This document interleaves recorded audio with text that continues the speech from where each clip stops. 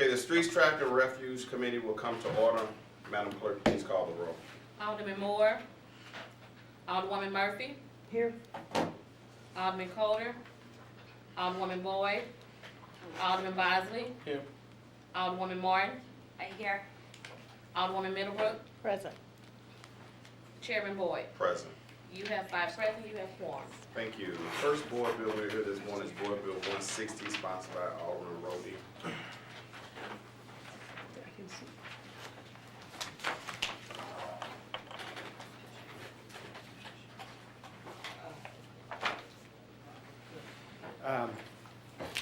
Mr. Chairman, members of the committee, this is a board bill that's a little unusual. We have a street in the 17th Ward by the name of Gibson, which I actually grew up on. And it has been brought to my attention that 50 years ago this past year was the year of the pitcher. And Bob Gibson had one of the most remarkable feats in America's pastime in 1968. And if you don't mind, I just thought just to share, because I was here in 1968 and I remember us playing Detroit, but I guess I didn't realize the accomplishments of Gibson. But if I could, this is a Wikipedia entry. The 1968 season became known as the year of the pitcher, and Gibson was at the forefront of pitching dominance. His earned run average was 1.12, a live ball era record, as well as major league record in 300 or more innings. It was the lowest major league ERA since Dutch Leonard's .96 marks 54 years earlier. Gibson threw 13 shutouts, three fewer than fellow Nebraskian Grover Alexander's 1916 major league record of 16. He won all 12 starts in June and July, pitching a complete game every time. That was when pitchers actually pitched nine innings, 8 of which were shutouts, and allowed only 6 earned runs in 108 innings, a .5 ERA. Gibson pitched 47 consecutive scoreless innings during this stretch, at the time the 3rd longest scoreless stretch in Major League history. He also struck out 91 batters, and he won 2 consecutive National League Player of the Month awards. Gibson finished the season with 28 complete games out of 34 started. Of the games he didn't complete, he was pitch hit far, meaning Gibson was not removed from the mound for another pitcher for the entire season.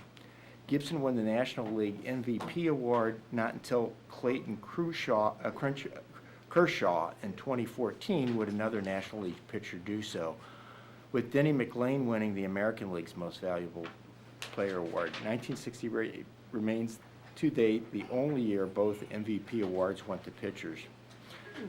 Anyway, it goes on and on. I don't want to take everybody's time up here, but Gibson had a remarkable year that year. It's something that's kind of in the annals of sports history. And for that reason, the residents of Gibson would like to go ahead and make Gibson honorary Bob Gibson. And to that end, I spoke to the chairman. He felt that it was still necessary to get petitions indicating that support. Abdul from our neighborhood and Justin led that effort. They're here if there's any questions. I passed out the sheets. Gibson runs, kind of dips into Manchester, but it runs about 4 blocks from Manchester up to Old Kingshighway. So it's about a 3 or 4 block long stretch that we're talking about. Already called Gibson. And we just thought that it would be kind of fun. One of the blocks is actually 4500 block of Gibson, of course, which was Bob Gibson's number. So I don't know if there's any questions or not. We asked a couple of folks who were involved in that to come down if there's any questions of the petitioners. Okay.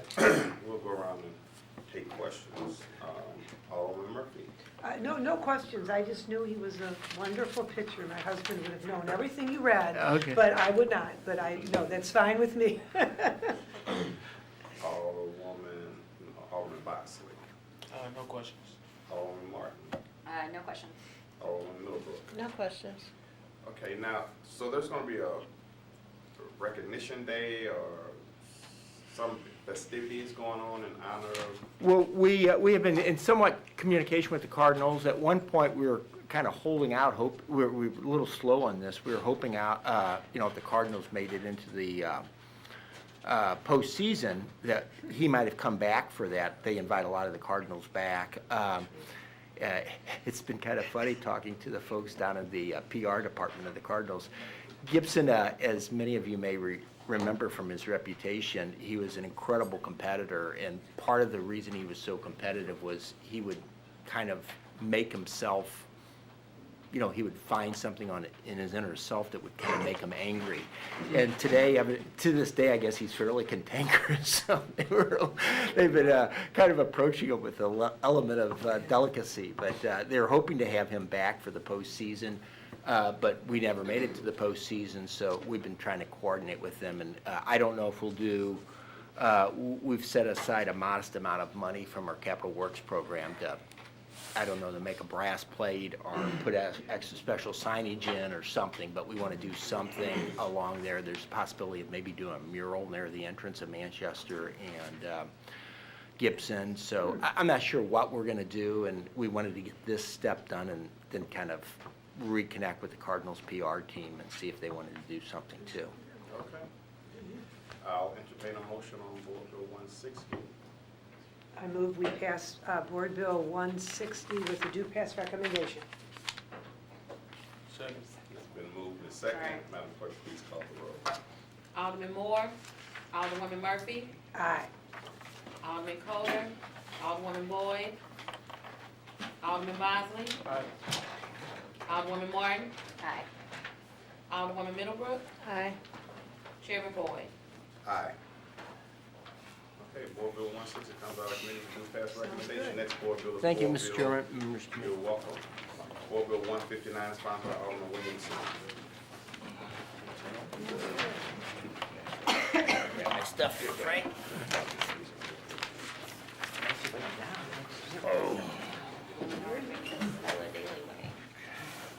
Yeah.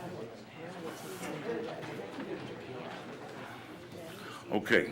Good morning, Mr. Chair and members of the committee. This is Board Bill 159. This is an honorary street changing name in the 5800 block of Enright by the name of Verson, who was the niece of Alice Clemens, was a niece of Mark Twain. And it was a gentleman here, I don't know, who's going around the city of St. Louis renaming some of this or asking to rename some of the streets honorary for some of the folks that are people, I guess, German immigrants that had a lot to do with World War I. I apologize, I don't have the the signatures of the petition with me. I did give them to Mr. Golly. I don't have them right now. I don't know, do you have them, Mr. Golly? I can go there. Yeah, okay. So that's what we're trying to do, just do an honorary street change name at some of the neighbors and this gentleman's request. Okay. So, All right, let's go around the table. Alderman Murphy. No questions. Sounds good. Okay. Alderman Bosley. I'll have this one. Alderman Martin. No questions. Alderman Middlebrook. No questions. Okay, we're gonna go ahead and wait just a few seconds for these signatures. We'll entertain a motion on Board Bill 159. Yeah, I was surprised that it came that far over because the other meetings that we had, it seemed like it was kind of centered around Pershing and Union and kind of like in that area. right. Well, it said Jack Enright, whoever he was one of the first soldiers that died in World War I. There you go. So I think that's kind of a connection, is why they're picking Enright.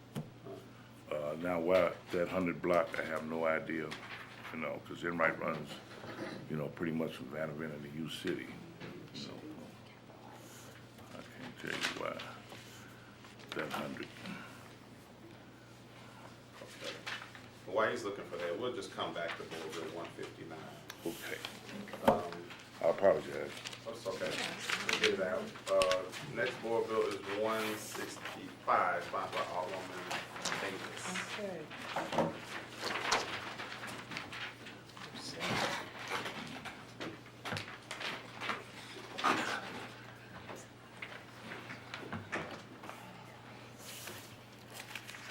Good morning, Chairman and members of the committee. Board Bill 165 is an ordinance asking for an honorary street name for Cedric the Entertainer. I don't really have to tell anybody his history. He is well known here in the community. He has enriched this area in many ways. This is kind of, for me, because I've been a part of a lot of the philanthropic things that he's done, it's pretty much a should have done a while ago type of thing. Cedric currently is in a new sitcom, but as you know, his history is very thorough as a stand-up comedian, an actor, talk show host, all those, you name it, he's done it. Here recently, he has got very involved in the region and working towards cancer research. He has endowed a wing in the Sightman area and also at St. Mary's in honor of his mother, Rosetta Boyce Cowles.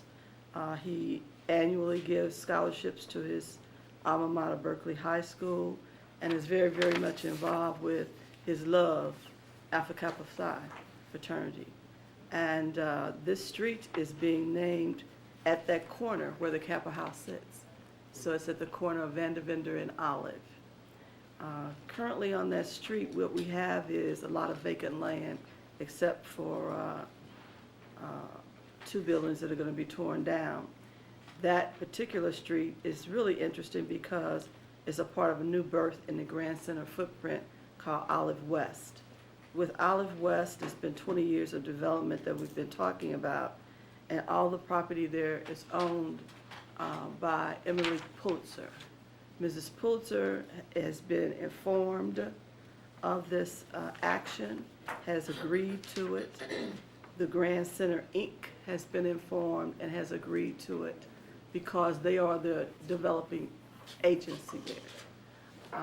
And of course, the Kappas are thoroughly excited to have one of their own, have a name there. I have not been able to get directly to Mrs. Pulitzer, only by phone, but I will have those signatures here for you before this is passed on the floor. I'm trying to have them here by the time we go back to the second reading. So they will be attached to the formal documents for this board bill. Also, this is being fast-tracked. He'll be available December 15th. He's coming to St. Louis. There's going to be a nice ceremony for this. Everybody's involved. We've gotten the mayor's office on board, and everybody you can think of wants to be a part of the ceremony. So I'm kind of excited about it. Okay. Alderman Murphy. Sounds wonderful, no questions. Thank you. Alderman Bosley. No questions. Alderman Martin. No questions. Alderman Middlebrook. No questions. Oh, thank you. It's kind of interesting. I had a chance to go to an awards program. So as you say, very philanthropic. And actually my daughter was a recipient of a scholarship through UCF this year. And he mentioned while he was up there about he should have a street name in it. That's probably where it all I heard started. something about that. Yeah. He So does interesting. now. I'd like to kind of be a stickler for the petition process. Yes, sir. So, this will be, it's not gonna be second read until next Friday anyway. So I'm Right. gonna have a hearing next Tuesday. So you just get them to me, by then. Not a we'll problem. just pass it right on out. Okay, not a problem. Okay. All Okay, right. thank you. We're gonna hold Board Bill 167. Let's do Resolution 185.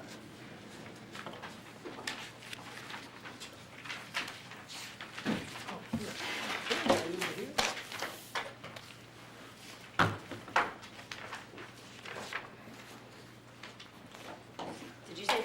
I'm sorry, they said 135. We're going in order here, sorry. Okay, 185, Resolution 185 is sponsored by Alderman Oldenburg, but I'm just gonna use the assistance of Alderman Martin to present this That's right. this morning. So, Alderman Martin, go right ahead. Good morning, thank you. Yes, I am presenting this on behalf of Alderman Oldenburg, who's been working with this. This is an extension of the Smart Cities plan, I guess you could say. And I know just a little bit about this because I know Kansas City has done it fairly similar. But I do think this is good. I know several of our wards could use improved infrastructure, including fiber and improved internet access. I know with my ward I can't put cameras in certain places or a few necessary things because of this, or because of the lack of resources, if you will.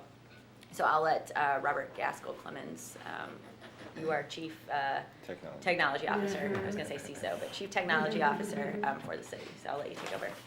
Okay, Go ahead and tell us your first and last name again, just for the record. Robert Gaskell Clemens. Okay, thank you. Thank you.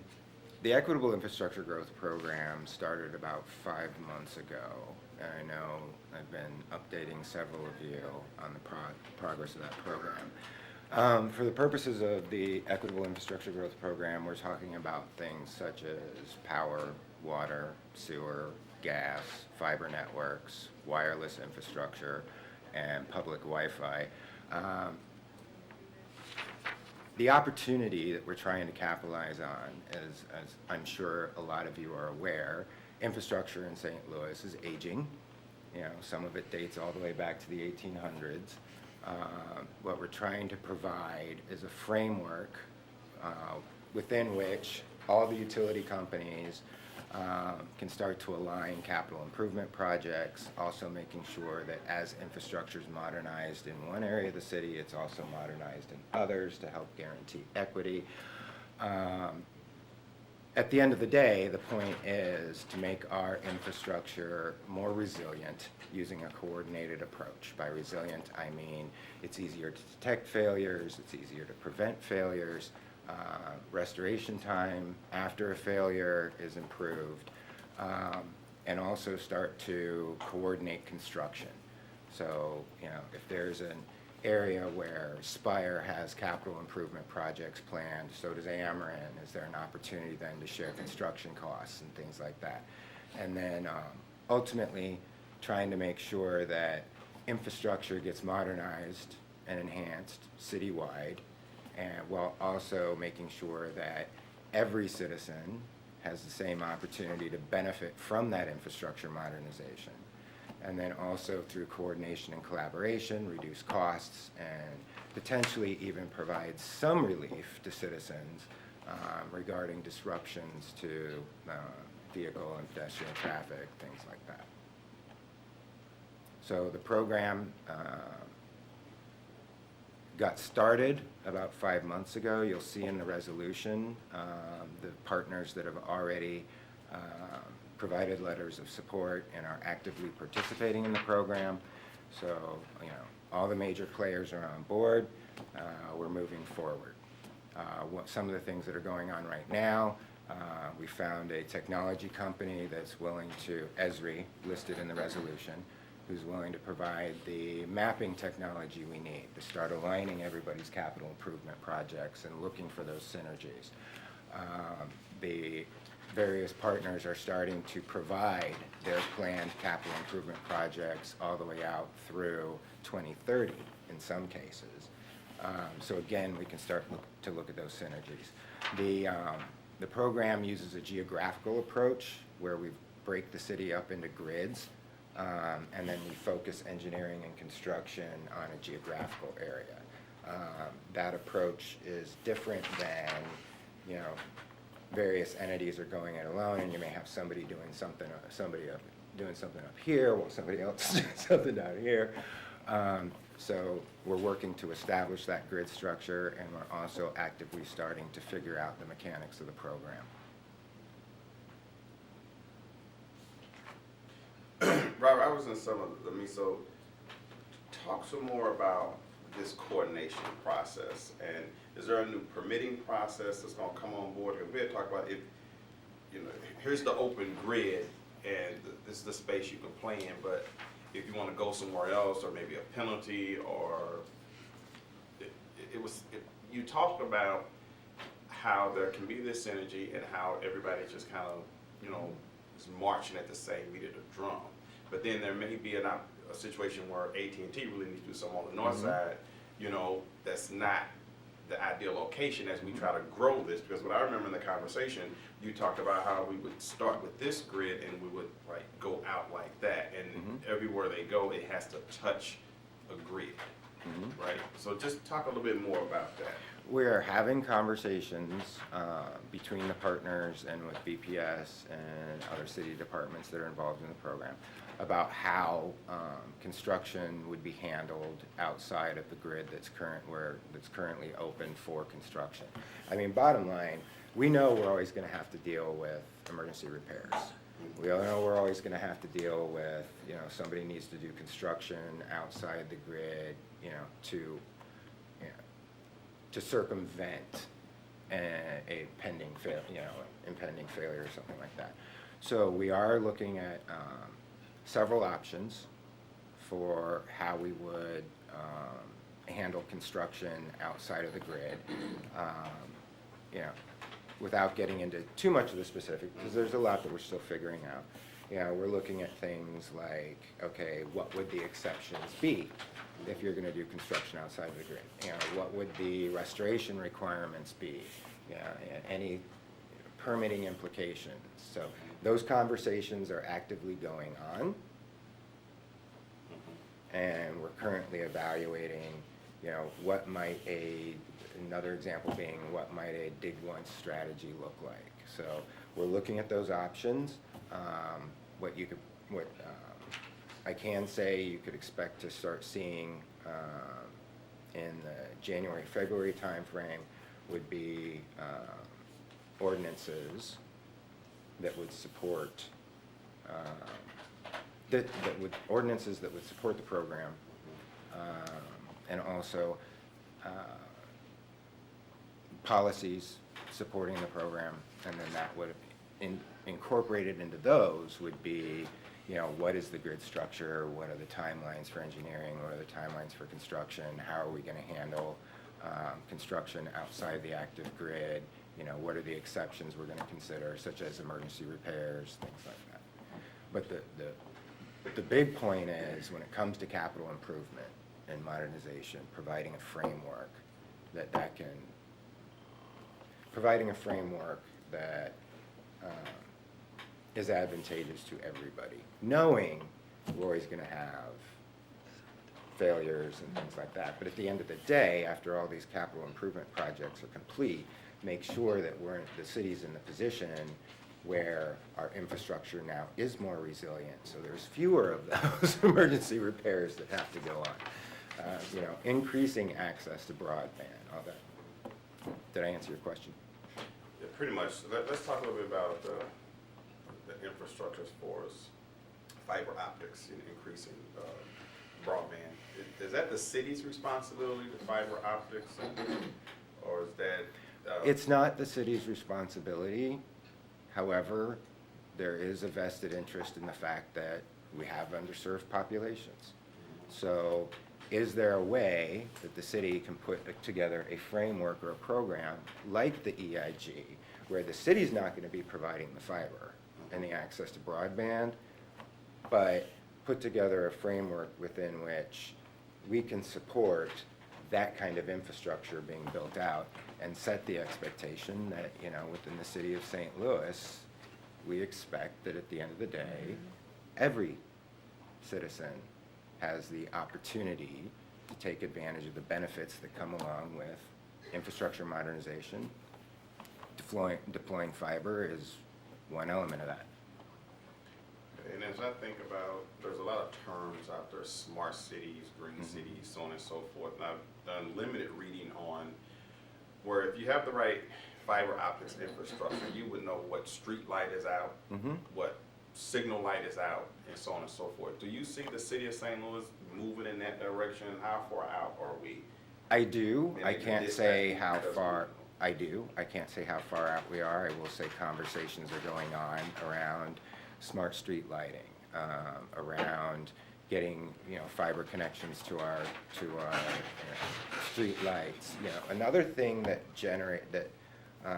was a catalyst for this and how it started to come out of the Smart City Initiative is taking a look at the infrastructure that the city has. Do we have the infrastructure to start deploying smart city technologies, such as, a light goes out and, the ability to see that traffic light is now out without somebody putting eyes on target. That requires wireless infrastructure to our streetlights, fiber infrastructure to our streetlights, issues that we've had with wards wanting to deploy cameras, but we don't have the fiber or the wireless infrastructure to put those cameras exactly where you want to go, or having to spend a lot of money to get that infrastructure there and end up versus specifically on the cameras. So yes, part of the equitable infrastructure growth program is to get the city to the point where we have the infrastructure to where we can start deploying technologies such as smart streetlights that automatically report when they're out, and other kinds of technology that support the delivery of city services. Okay, let's go ahead and take questions from members of the committee. Alderwoman Murphy. No questions really about this program. It looks like almost everyone's on board, the, major players. Is there anybody that we don't have on board? I mean, I'm looking at them, I can't place anybody, but I thought, is there some big player that's not joining us for some reason, What I will say is, as far as the local utility companies, they're all on board. Yeah. We are currently, we are continuing to look for partners in fiber space, and somebody to perhaps lead that vertical. As far as wireless carriers, we have one. We're open to others joining, but up to this point, that has not happened for various reasons. So, we'd love to see more of the wireless carriers come on board, and we're continuing to look for fiber network builders that would be willing to lead the fiber piece of this. And then also looking at which one of the existing partners, or do we need a new partner to help with the public Wi-Fi piece. Would it be, so it would behoove them to join because they would share the costs in some respects, all these big entities? Why wouldn't you not want to do it, like the wireless people? I mean, I don't know, I'm just asking, because it seems like all the big players are here. I can't imagine why. Because isn't part of it that you'd share the cost, we do it all at one time, we wouldn't have to keep redigging to put your thing down and her thing down, Yes, that is one of the potential opportunities.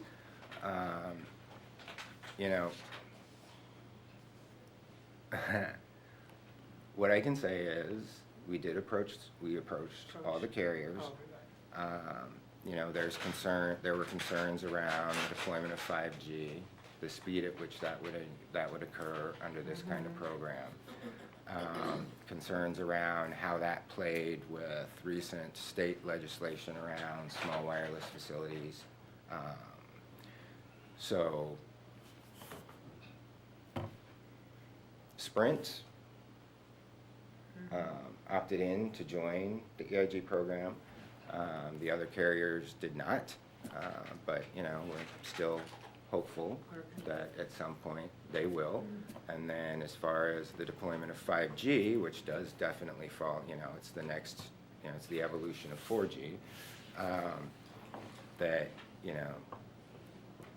the deployment of the technology required to do that will also be addressed in future ordinances, specifically one around the deployment of small wireless facilities, which is currently in the works and required by HB 1991, state law regarding the deployment of small wireless facilities.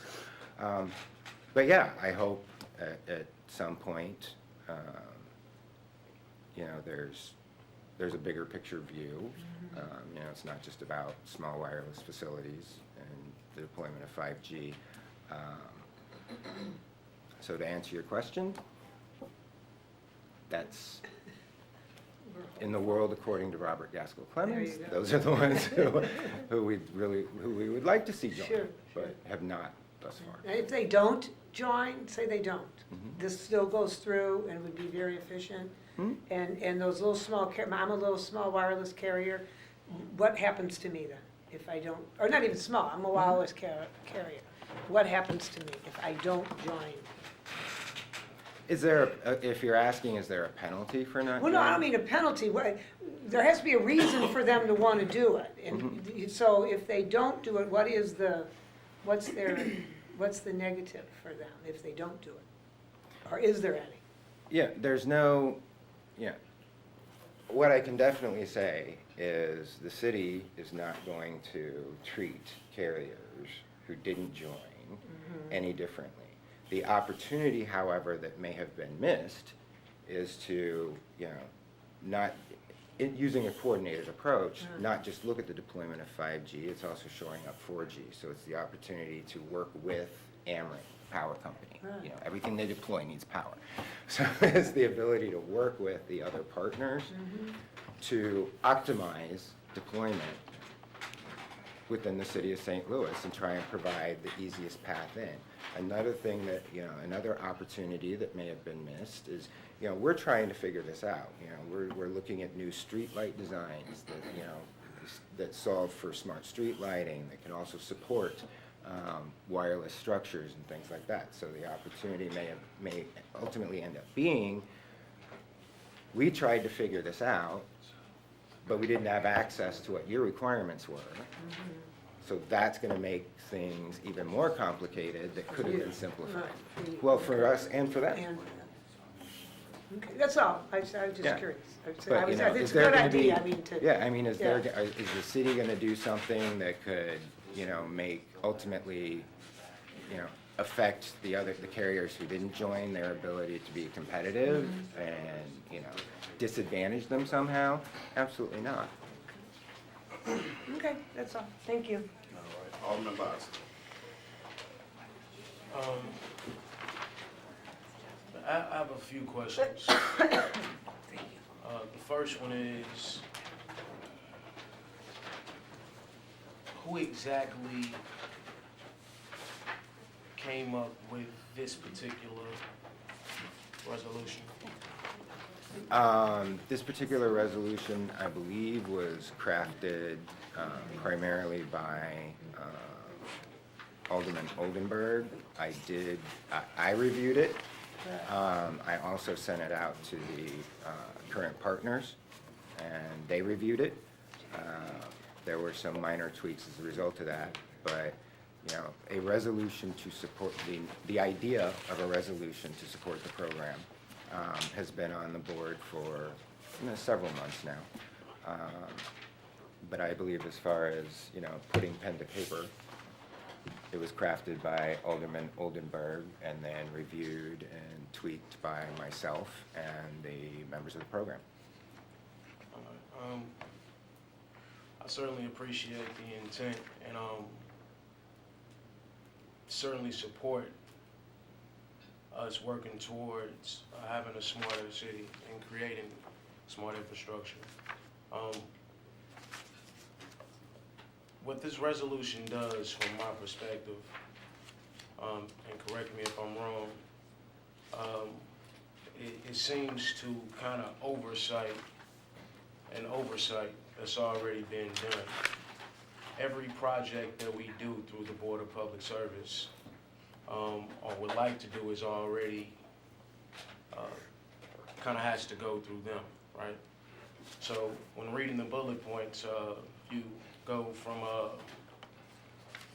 what is it, section 2, the second bullet point says you would like to establish a per-construction grid, public works plan governing construction associated with capital improvements, including when, how often constructions may take place, and minimum periods of time between construction in the same grid. Now, the first bullet point talks about the refinement of these geographical grids, Mm-hmm. right? And on the third bullet point, you want to assign and publish construction windows for each grid and assign construction timeframes to all permits based on the established construction windows. Mm-hmm. So what that's saying, from my perspective, is if I want to pave a street within if I wake up in the morning and I got an email from someone and I want to pave a street and I can't do that because this is what I would like to have done. If it's not within the time frame of the established grid that you all have put forth for each geographical grid, then it would not be approved, correct?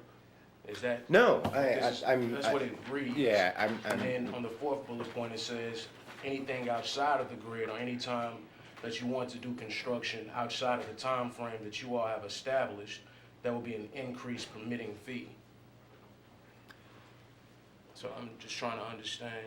Yeah, if, for example, one of the things that we're after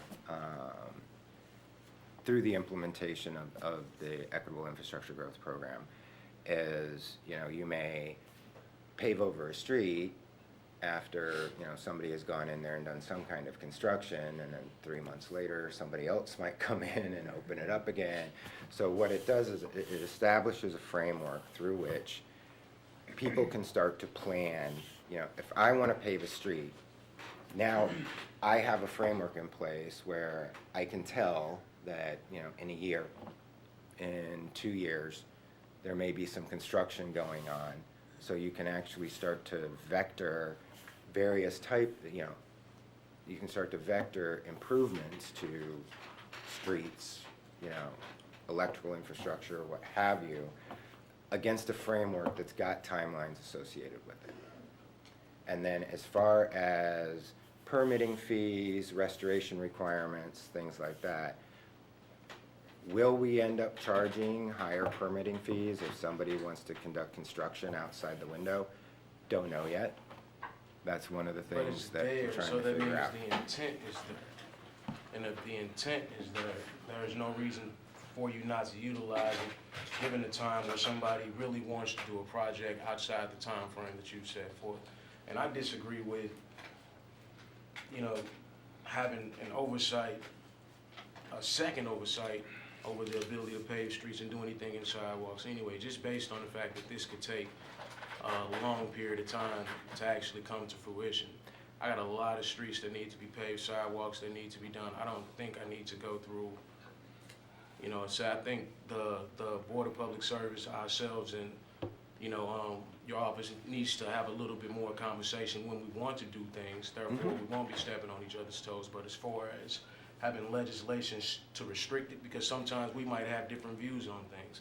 That might happen. It might happen to where you say, in 2 years from now, this is what we'll be doing in your area. But I got a block of people who are just like, man, you need to do this today. And, these people are going to vote for me next year, right? So I have to take care of those individuals, number one. Number two, they actually live in the area. So I understand what our, bigger goal is and bigger plan is, but it's affecting them every day. So the point that I'm making is, given those instances, I don't want it to be special circumstances where I have to come before a board and talk to a bunch of individuals where we already have to make cases with EPS on a regular basis on how important things are and how quickly they need to get things done. So, And this wouldn't establish, the resolution into itself, and there hasn't been any conversation about establishing another body who would be reviewing and approving permits if somebody needed to do construction outside of a current construction window. BPS is an integral part of the program, as is streets and the water department. So if somebody, and like I said, we're still figuring this out, but if somebody, wanted to replace a stretch of sidewalk, and they needed to do that now, and that was in conjunction with a ward project, at a minimum, you would know, okay, if I go ahead and replace this sidewalk now, 6 months from now, a year from now, it may end up getting torn up again because there's a capital improvement project planned for that. The other thing that this kind of framework would enable is, you're right, it's gonna take a while to get across, to get all the way through the city. But if there's if there's a sidewalk or a road paving project that wants to be done in this ward, you now have information to say, okay, this ward, construction, capital improvement project construction is not gonna start occurring in this ward for, the window's not gonna open for 3 years. Okay, would it make sense to pave under those circumstances? That's a decision that through existing, oversight bodies such as the alderman, the Board of Public Service, at least you can make that informed decision instead of the potential that you would go ahead and replace a section of sidewalk, or you would go ahead and pave a section of road, and then 3 months later, 6 months later, somebody's coming along and they're ripping it up again. Then is this? Well, see, and my issue with that is, once again, that's where the conversation needs to come in. If you know in 6 months you'll be in somebody's ward tearing up a sidewalk, that should be something as soon as you decide that that's going to happen in that mailbox, or, we should get that information so we ourselves will be able to tell any constituent or know ourselves that we don't need to be looking at that sidewalk in general because it's going to get taken care of. At the time when we figure out that there's going to be an improvement and this is what you all want to do, I think it needs to be some information sent to that alder person so they themselves won't be, once again, stepping on toes. I don't think that has to be something that is overseen. I think that just needs to be better communication between departments, which we need to work on. And in a general. big piece of this is a framework in which, big piece of this is communication, collaboration, and coordination, and ways that we could potentially increase transparency when it comes to where capital improvement projects will be going on, the timeline of those capital improvement projects. So this is not a controlling program anywhere near as much as it is coordination, communication, transparency, looking for synergies. Right. Well, I completely understand that, but so as this continues, more people will be added onto this. And as time goes on, when you initially always start things for a particular reason, not to say that things will get skewed on your end, but as you add people to the equation, the initial intent for things don't always stay what the initial intent are. People utilize things as this is what it is, this is how it's going to go. I can just see this being utilized, not your program, but the way this is written, what do you think I just want to ask you, what does this board bill do? What does this, not board bill, this resolution do exactly? I know what the whereas is, the exact board, what does it exactly do? What is its workings? I believe the biggest intent was, it was an opportunity for the board to lend their support to an infrastructure growth and modernization program using this kind of coordinated approach, and lend their support to this program. I mean, we definitely support it already. We're paying for it, right? We don't have this initiative right now. And it really is allowing, we have a lot of underserved populations, as we all know, in most of our wards, not all wards. But, if a street's gonna, for example, I need to repave some of South Grand, but then, fortunately, somebody let me know that BPS let me know that Spire was going to go through there, which was great. So I told the residents, you can just wait, we're gonna let Spire go through. They were appreciative. It saves everyone money, saves my ward capital. So, this would just be more of that happening.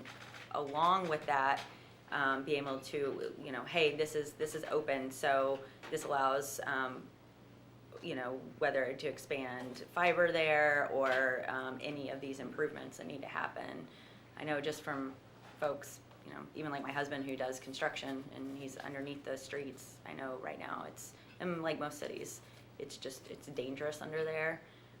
It's just a complete mess underground. You don't realize that you're walking over, and this is a chance to improve that. And also, even for example, on South Broadway, I had a developer come and they wanted to put in a co-working space, which would have been great, but we just didn't have the technology to support that for their needs, the internet speed, all of that.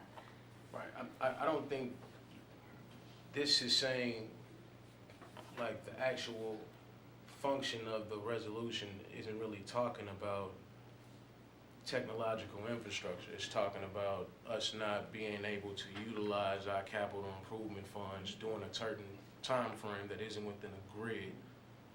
That's what the actual function of it is. I don't think it's The preventing. I could be function was wrong, not but to prevent. you can still do your capital improvement. So why is it in there then? Why are we getting taxed for doing it outside of a construction time frame? Let me interject here.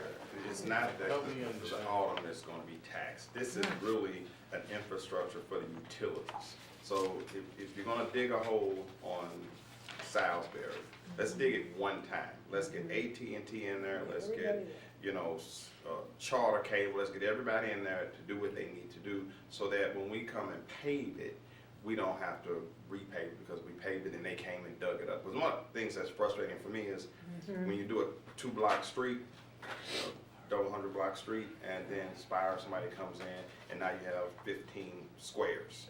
And it doesn't look as nice as it did when you paved it. And so it's almost like you feel like you wasted your money. Yep. This does not take control away from the Alderman to do any capital project whatsoever. What these whereas is basically saying is, these are the areas we're gonna look into to try to make a coordinated effort with the utilities. But it will not stop you. If you know, for example, that Spire's gonna come in and tear up your street, but you wanna pave it anyway, and 6 months later they come in, you can do that. You know, what this system is saying, hey, look, here's this window, they're gonna be in your neighborhood, you might not wanna do, you might wanna wait. That's And the all I'm saying. ability- It will not prohibit an Alderman for making any capital improvements whatsoever. Exactly. And Now- this is Not just within to a look certain into. time frame, right? No, at all. No. Period. If an alderman wants to replace a section of sidewalk and you've got the visibility that somebody's gonna be coming in and digging up in that area in a month, there's nothing that stops you from doing that. When we're talking about capital improvement projects, we are talking as they relate to infrastructure, as the scope is defined in the resolution. It doesn't say, this resolution is not intended, nor is the EIG program in any way, shape, or form intended to tell aldermen, you can't pave a sidewalk, you can't replace a sidewalk during this time, you can't pave a street during this time. This is around infrastructure modernization and utilities and, you know, streets being able to put together a plan for the paving that they do. Look, I'm sorry, I hear what you're saying, too, so let's, so I can get a good understanding of everything. Let's take it bullet point for bullet point, so you can help me get it with that. So, let's go number 1, refinement of geographical construction grids that apply to all construction that requires the opening of streets, alleys, paths, and sidewalks, or construction that will otherwise impede the flow of vehicular and pedestrian travel. That means what? That means a utility, fiber network builder, whoever, needs to open the street to, just for example, needs to open the street to install new power lines, or open the street to replace gas lines, or, wants to open the street to run conduit and fiber. Right, I get, so what it's saying is we're just looking into that first bullet point, we're looking into refining it, right? Mhm.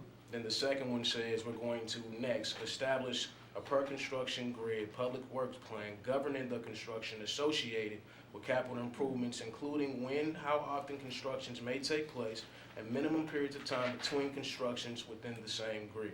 So that's looking into the This is- refinement of those geographical grids, right? And then Let- secondly, establishing construction grid, public works plan, govern the constructions associated. But I think the difference, this is capital improvements as far as utility infrastructure goes. It's not ward capital improvements.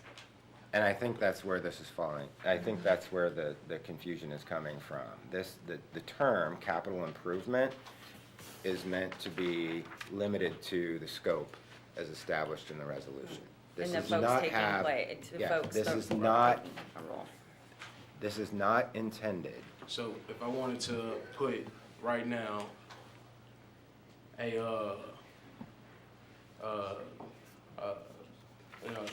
like if this passed, right? And I wanted to dig under the streets and create a whole new electrical grid to go inside of, to go for, like a mesh network for wireless capabilities inside of a park.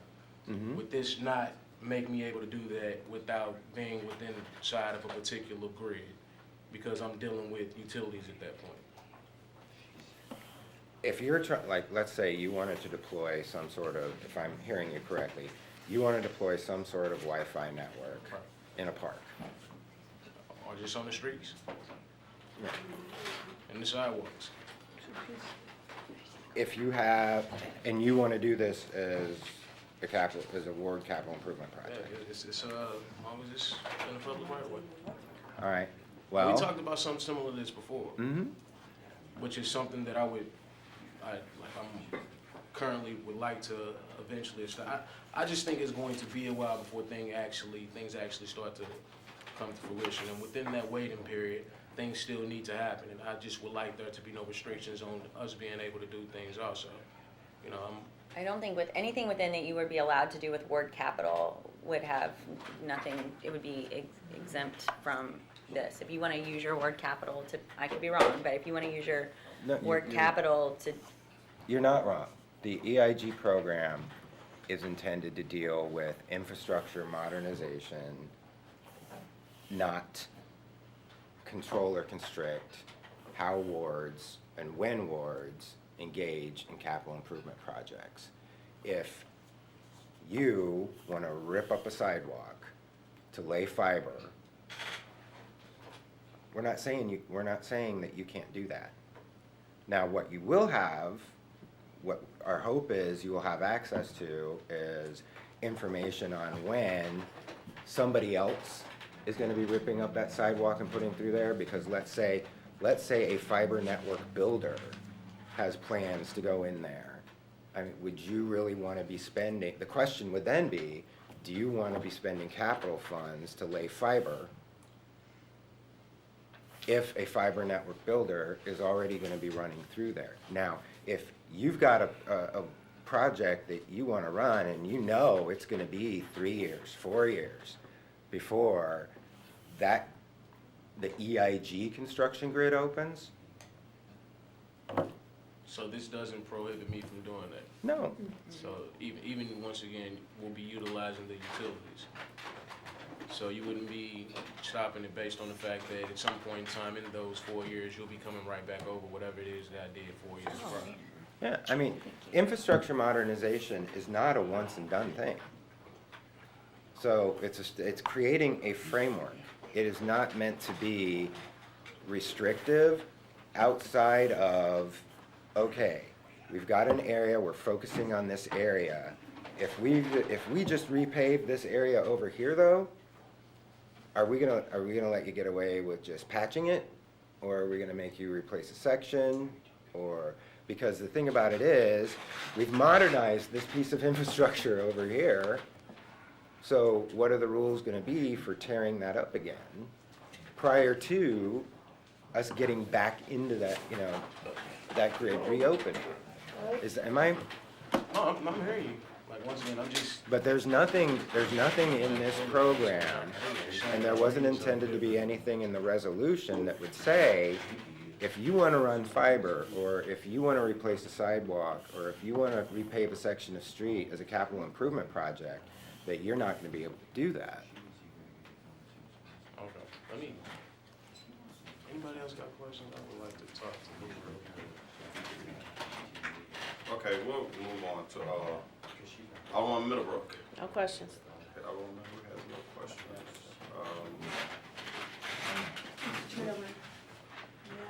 Absolutely. You wanna, have a seat at the table, all of them? You want to hear?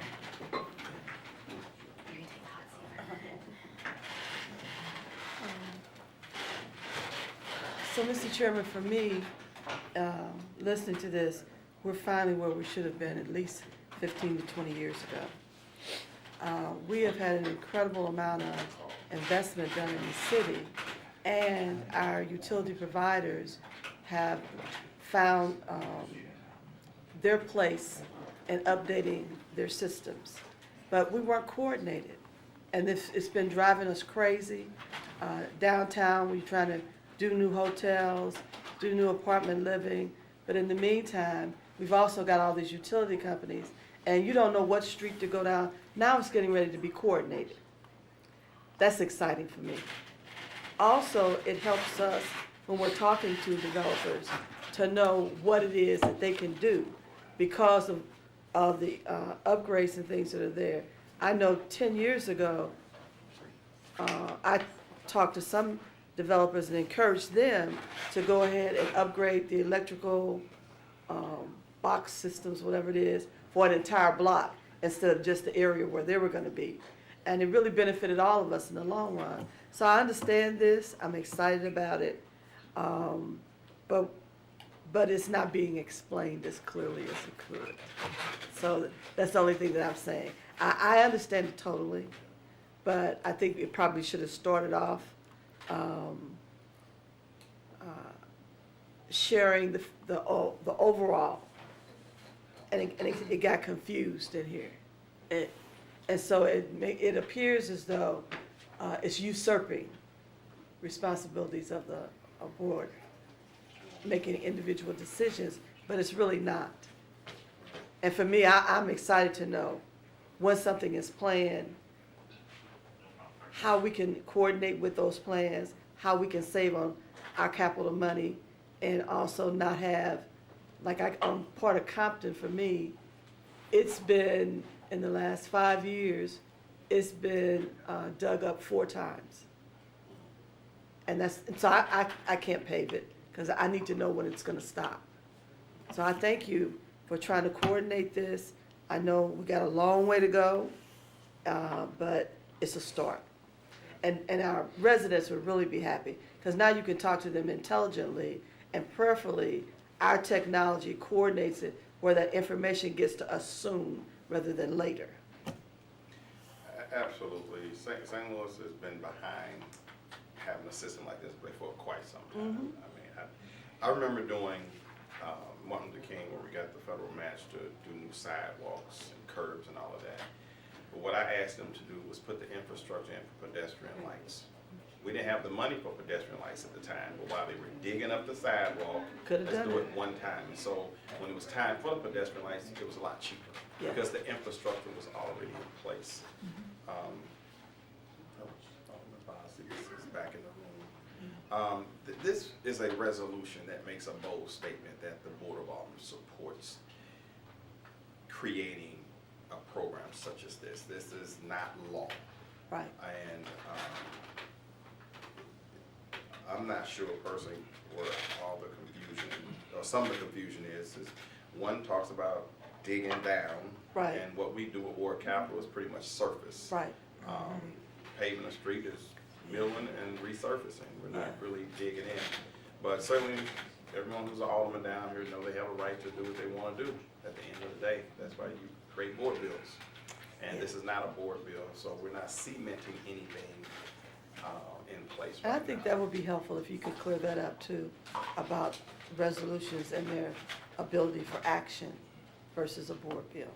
That might be helpful as well. Thank you.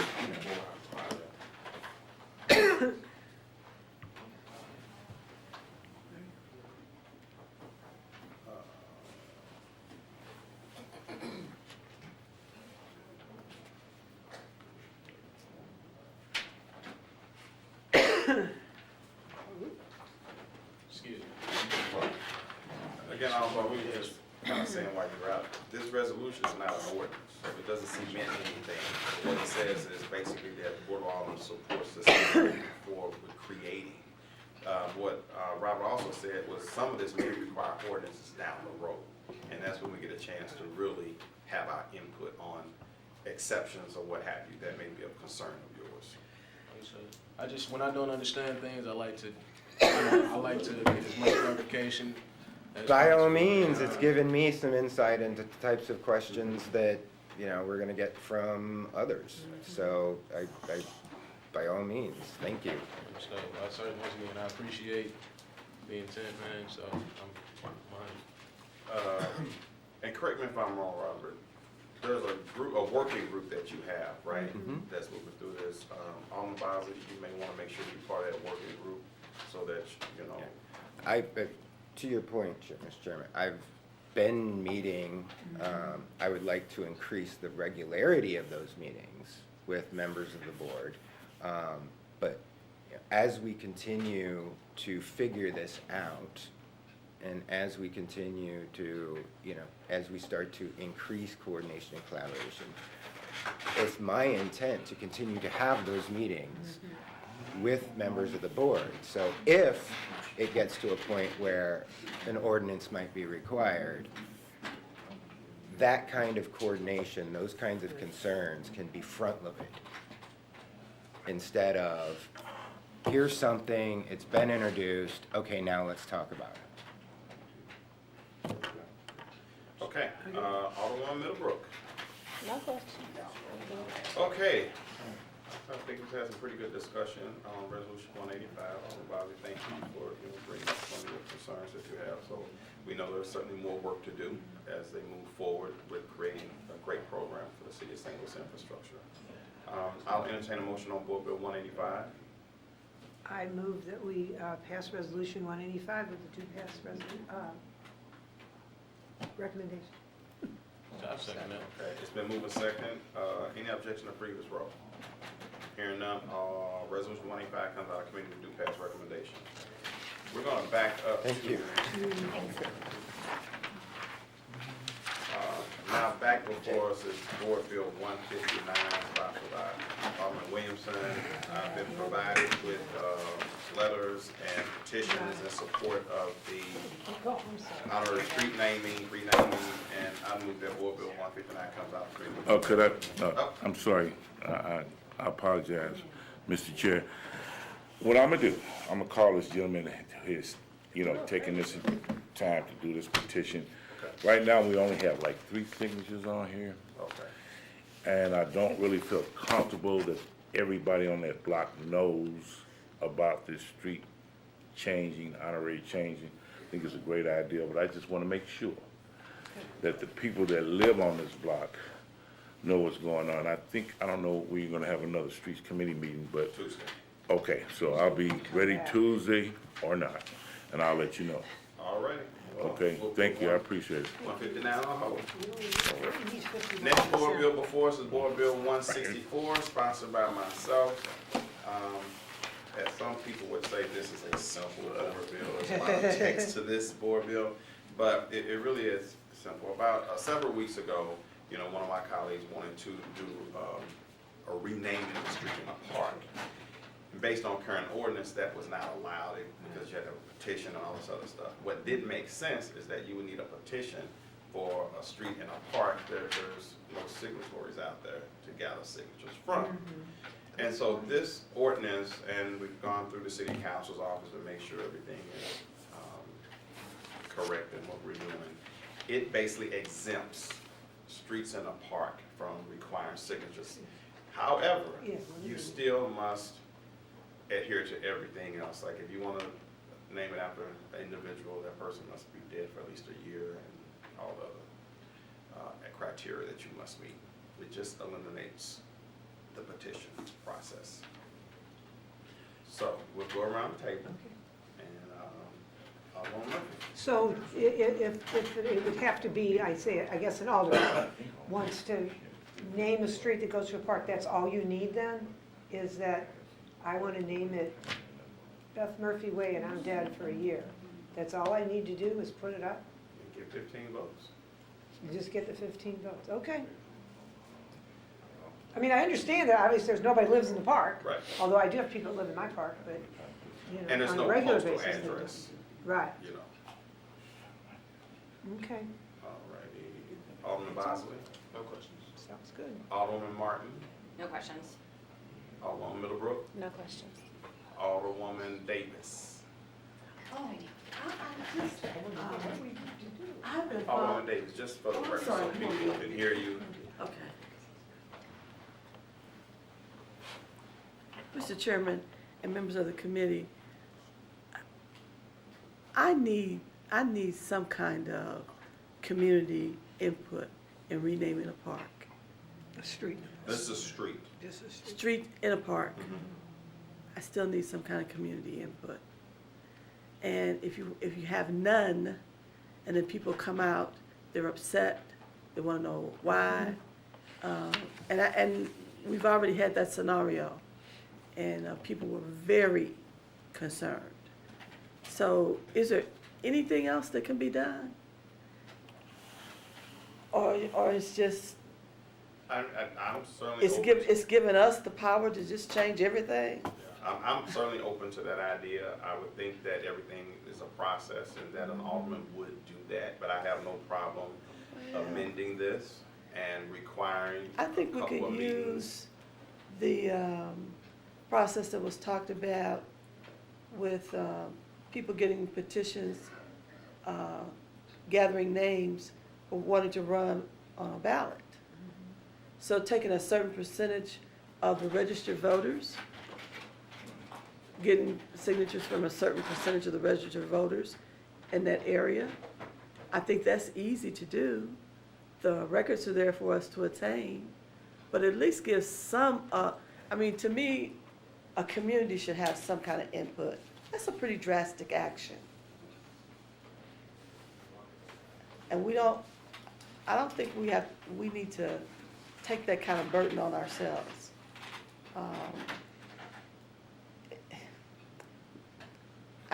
Most especially because that's permanent. It's not like. Until the next alderman. Until the next. Next, alderman and that's comes why I'm saying this. So, It could also be very. every time you turn around, it will be named something different. It could be. So I just think that that's a little careless, Okay. and maybe, and I would just want to look at a little bit more, Okay. okay? I'm sorry, thank you. Thank you, Mr. Chairman. Alderman Williamson, do you have any comments on that? No, other than I understand what the Alderman is saying, but at the same time, at the same token, it's on that particular alderwoman or man. You know, having community input is very important, and that's why we're down here, because we are supposed to represent our community. But at the same time, you amending it, I don't have a problem with it. At the end of the day, if you rename a street or a park, and the community doesn't like it, then it's gonna fall on that particular alderperson's head, and they're gonna have to deal with it, so. I don't have a problem, you know, really going along with this idea that you have of amending it, but at the same time, the community has a large input, like she was saying. So, I don't know. It's pretty much up to the committee. Either way, I can deal with it, because at the end of the day, it's up to the community. But if the alderman thinks he or she has support of that community, once they rename something, and it won't have any backlash, then fine. So that's my opinion. I think there's merit to make sure there's community input, absolutely. What I'm gonna do is I'm gonna hold Board Bill 164. So we're holding Board Bill 164, 165, and 167. Okay. Alrighty, well, having heard all the bills, I will consider the Streets, Refuge, and Traffic and Refuse Committee adjourned.